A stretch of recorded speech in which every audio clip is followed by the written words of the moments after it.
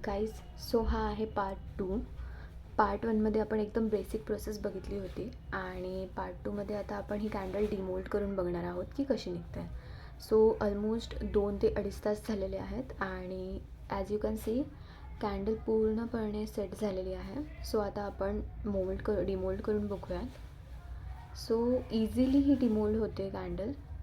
So मी फक्त corners त्याचे मोकळे करून घेतलेले आहेत आणि बघू आता आपण ही कॅन्डल कशी निघते. आय होप ही तुटणार नाही, कारण की मी एका व्हिडिओमध्ये बघितलं होतं की ऑलमोस्ट 3-4 तास आपल्याला ठेवायला लागतं. बट ही 2 तासातच आय गेस आपली चांगली कॅन्डल निघालेली आहे आणि आय गेस त्याला अजून एखादा तास लागेल पूर्णपणे स्ट्रेट व्हायला. आय कॅन सी थोडंसं स्मूथनेस आहे कॅन्डलला, बट येस, कॅन्डल खूप सुंदर प्रमाणे निघालेली आहे आपली. सो ही होती आपली सोया वॅक्सपासून क्रिएट केलेली बेसिक अशी candle. So let me know in comments तुम्हाला कशी वाटली आणि तुम्हीसुद्धा घरी नक्की ट्राय करून बघा. Thanks for watching. बाय.